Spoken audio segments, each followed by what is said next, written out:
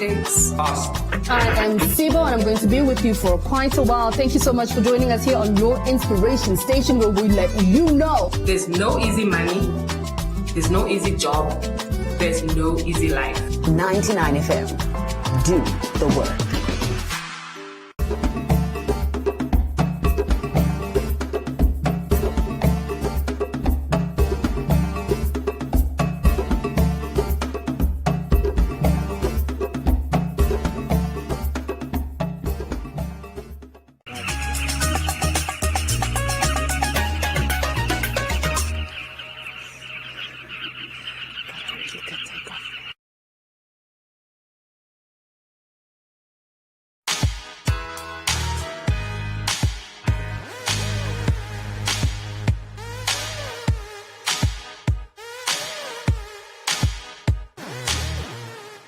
As if the persistent, crisp wind that nips at the very soul of your exposed body parts, the toying with your emotions by the evil that is the weather, the stank of factories, and the general lack of joie de vivre in the port town of Wafish Bay is not enough.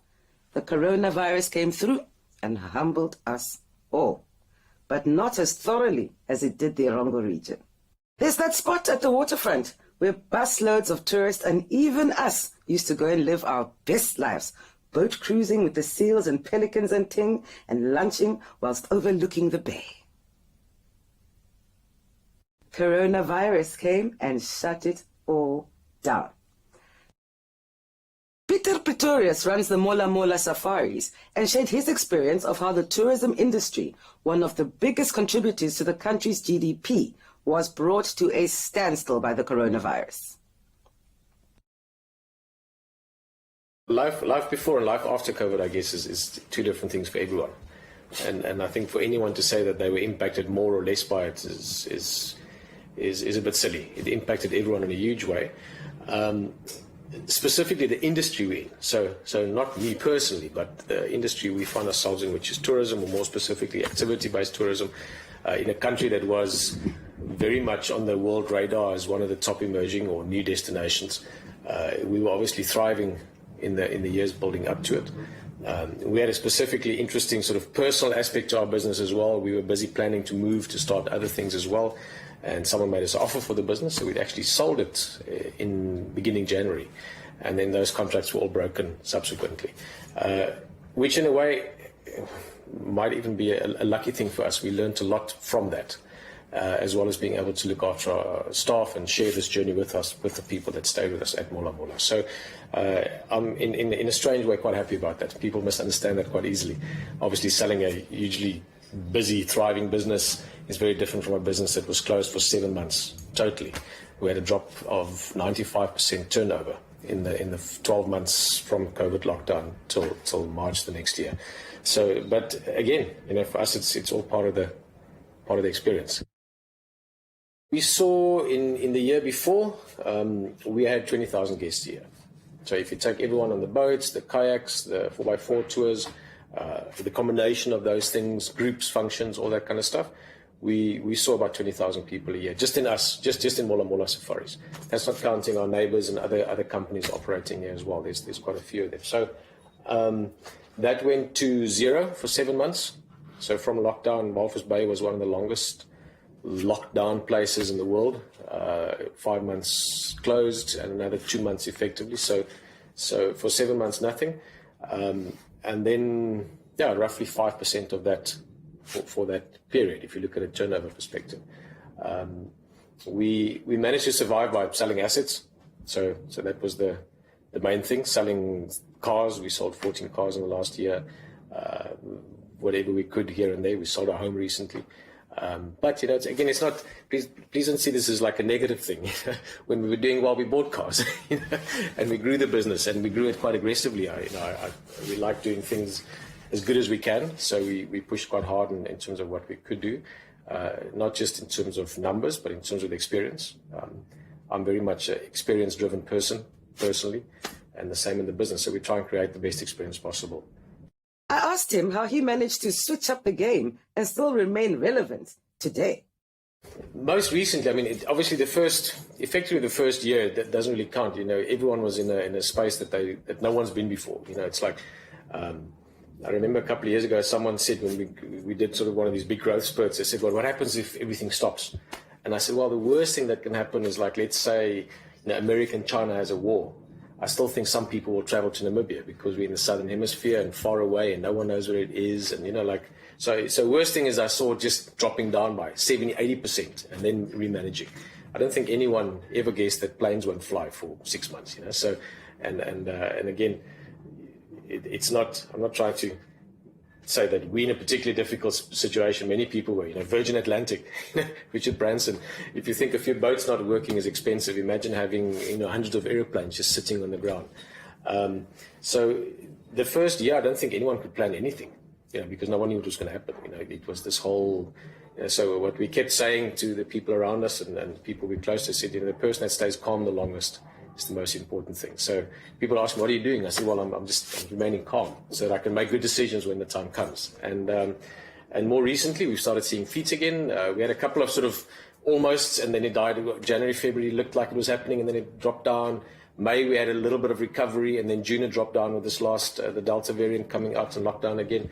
But at least now with Europe sitting at 75+% vaccinations, travel is opening up for let's put the first world countries, if you want, to places like wherever they want to go.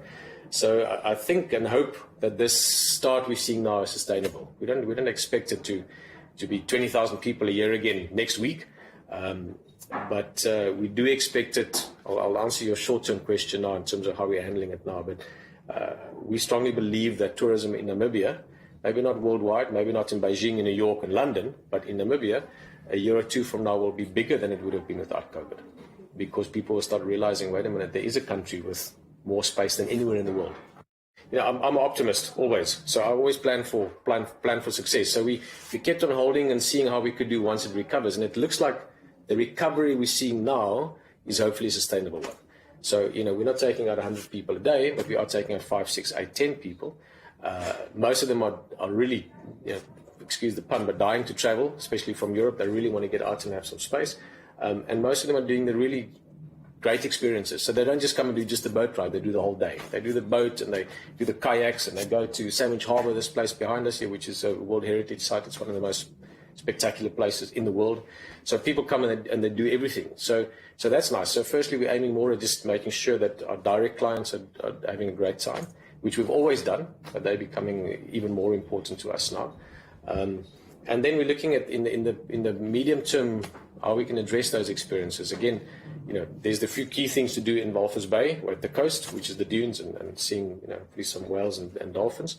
But we are looking at just offering more and more individual, personalized, small, intimate experiences, which we were doing before, but we're going to focus on that even more now.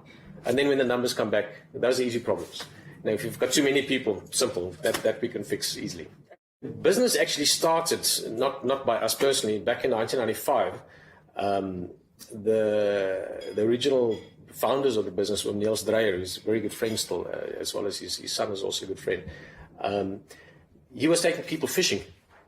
And they said, yeah, we want to go fishing, but we don't really want to fish. We don't like fishing. We just wanted to come and see the ocean. And he was like, wait a minute, maybe there's a lot more people that would rather go and look for dolphins than there are that want to go fish. And so they started with a small boat. I think Humphrey was the first one, or Misty. Take 10 people. And people were like, are you crazy? We're going to find 10 people that are going to do this often enough. And then they bought a boat later, Gambit, which we sold some years ago, which could take 18 people. And people are like, are you crazy? We're going to find 18 people that want to do this. And pre-COVID, we were taking out collectively amongst, there's about 7 or 8 different guys doing something, along similar lines with the boats. Probably 450, 500 people a day, if you take the whole industry. And the same with the 4x4 tours to this place, organized tours to Sandwich Harbour. Mola Mola also started that with Niels and them back in the early 2000s, 2002, 2003. I think them and Turnstone were the early guys. And before COVID, there were some days hundreds of people going there. The numbers now obviously are much less. So our typical offering, started with, bring back to the point, it started with the boat cruise, people that didn't really want to fish and want to see dolphins, which grew into that industry. Dolphins, whales, seals. We're very lucky to see great seals on the point. Pelican Point, it's got about, depending on who you ask and how you count, but 60 to 100,000 seals living there. And you can go right up to the beach with a boat, and they swim around you, and you've got this great experience around you from a marine life point of view. Pelicans that fly into the boat and seagulls that come around the boat, so you've got a great marine experience. And then tied with that is the 4x4 experience, where you go to this place after you, and in between you make the whole thing a nice social experience. If you came to visit me, if my friends come to visit me, we're going to have some fun, we're going to eat something, we're going to drink something, and then we include the whole thing. So everything from oysters to nice food to sparkling wine. Back in the old days we used to say champagne, but we're not allowed to anymore, so now we just say sparkling wine. And then obviously the oysters are a big highlight for people. The Namibian oysters are some of the best in the world, even in Cape Town, where many of your viewers might be from or have liked to go to. Even in Cape Town, people prefer to order Namibian oysters if they can. So the oysters are great quality, great taste, and that's one of our USPs, if you want, that we offer. Again, the whole industry. The boat cruises, it's pretty similar what everyone does here. I like to think we do it a little bit better because we've got nicer people. But to be fair, we're good friends with everyone around here, and that's nice as well. It's nice when everyone works together.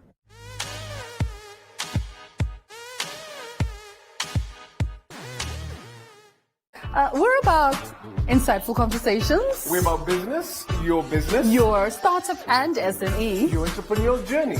especially your hustle. No.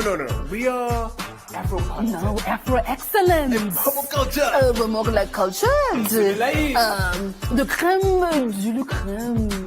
For your daily dose of ingenuity and insight, Flair and sophistication. catch us weekdays at 6 to 10 a.m. Sivo and Mo in the morning. Dude, must you be extra? Must we be extra? Ah!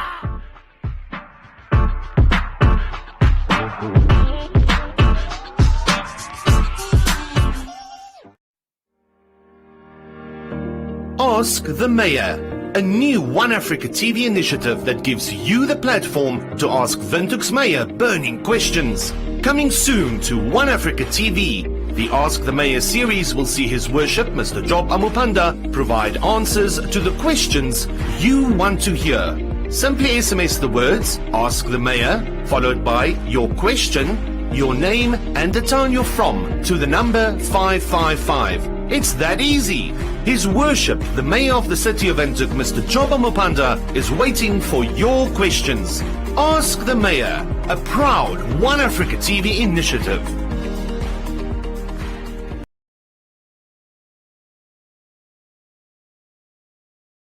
Lockdown was brutal.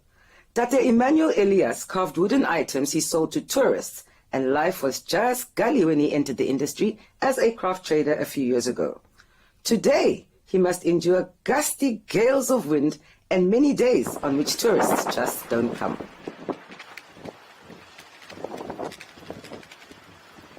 Here I starting 2080. This business I make myself. I make myself this business. But this time, for a long time, 2017, 2000, business very well. But this time for Corona, business nothing. Me artist, starting me artist, 94. I started working the elephant, rhino, giraffe,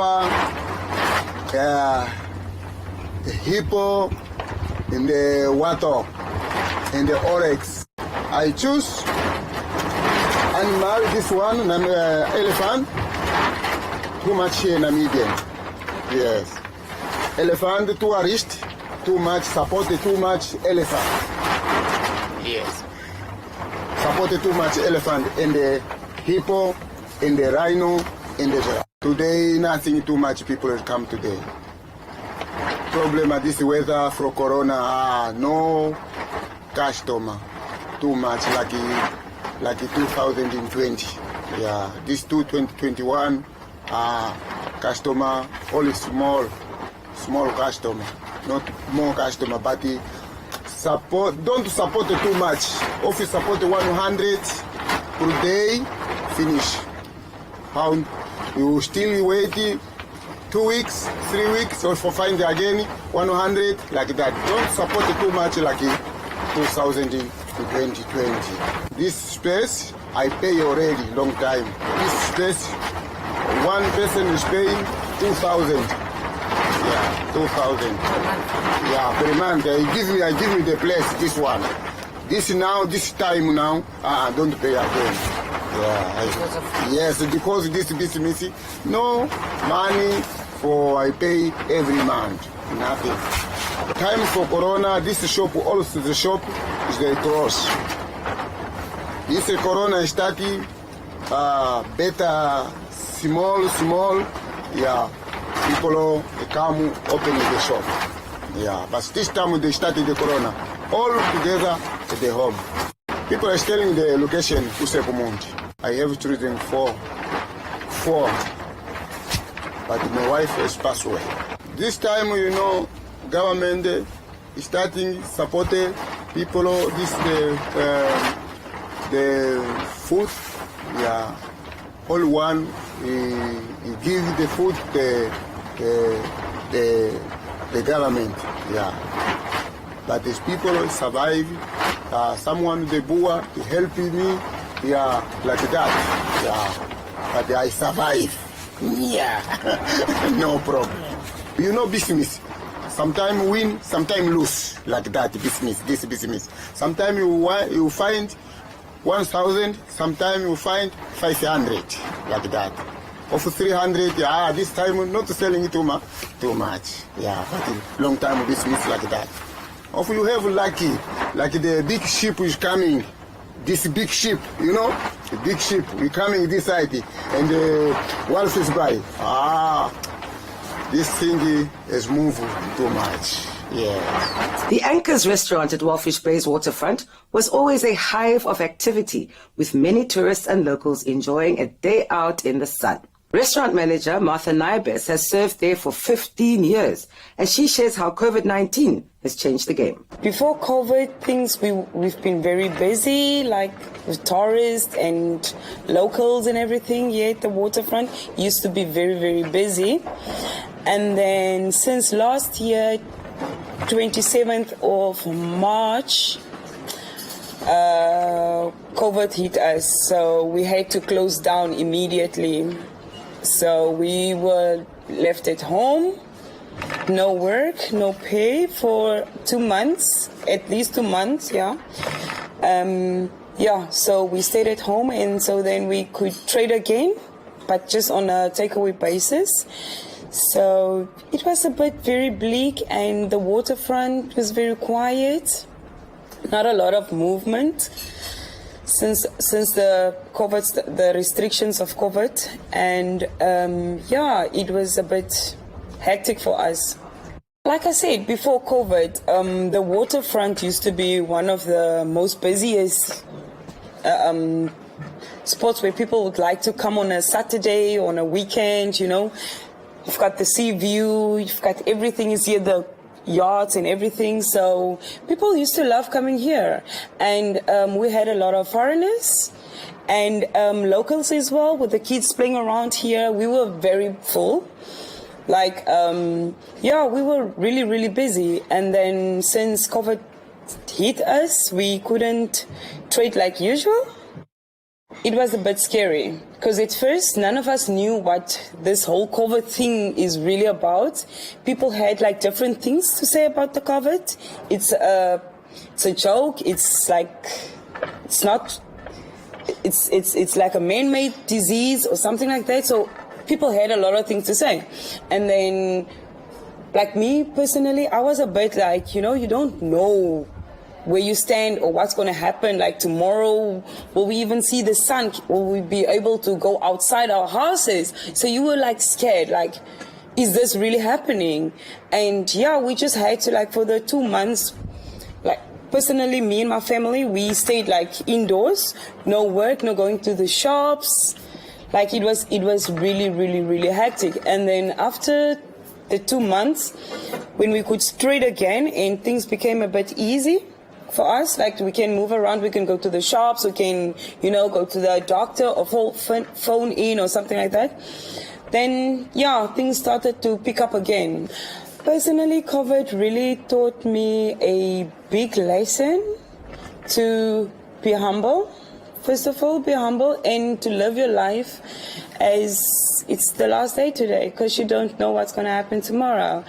And from a business perspective, I think that unfortunately in the industry where I am, we in the hospitality industry, and it's a bit very difficult because we live from the customers and from mainly foreigners, and so borders were locked down and foreigners couldn't come in, and we had to survive from our locals. And as you know that our locals don't come out very often. they don't come out very often. So it's just a life lesson, I think that we were locked down too early, because we had, like in Warfish Bay, we had like one death, COVID death, and we were locked down like for 6 months. I think it was about the voting and everything, presidency, and it's all about the politician. I think it's part of the fish rods as well. Like they're also like in the whole story of the COVID, and for the votes. The way forward, I think all of us should get vaccinated. For now, I think we all should get vaccinated, because somehow, you will need the card to like travel, if you want to travel. That's just my opinion. So it's better to get it than not being allowed to travel or like enter a shop or something. Because I also got my vaccine. And I'm also a COVID survivor as well.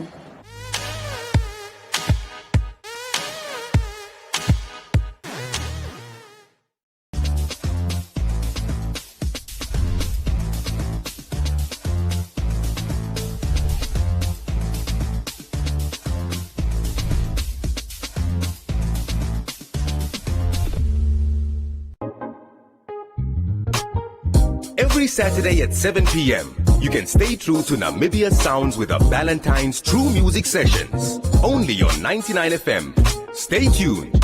Stay true. There's no wrong way. Valentine's.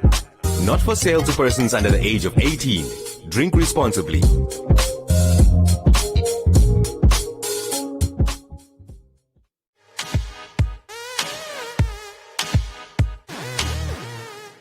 Don't sleep on Walfish Bay, my people. It truly is one of the main players in Namibia's guap game. And lockdown, it was really felt out there. Anchor's restaurant manager, Martha Nybes, felt she had to take a vaccine in order for life to return to the new normal. Since I had my first jab, and I contracted COVID a week after I got my second jab. So, my experience wasn't that hectic. It wasn't hectic because I just had a blocked nose I couldn't taste, but that was about it. Those were my symptoms. And I was only sick for like a day. And then I was like up and running again, but I still did stayed at home and stuff like that, Mola Mola's owner, Peter Pretorius, is optimistic that despite COVID-19, tourism will in fact save the day for Namibia, and shared his views on how governments in the world have handled the pandemic. I think international, the response was great, what I saw, to some extent. I mean, there was obviously panic in the beginning. No one knew what was going on. To be fair, no one knew what was going on. You can't expect people to know what to do if no one has an idea. So I think internationally, the response was quite good in terms of protecting the economies. I've got friends and family living in other parts of the world. My sister is very big in the movie industry in Canada, for instance, and her husband. They're getting married in 10 days. They didn't have to touch a single cent from their savings. In fact, as soon as COVID sorted itself out a little bit, they continued their home loan and bought a home in Toronto now because their government looked after them. Their tax money looked after them because it was managed. And I don't want to make this a political thing, but that didn't happen in our industry.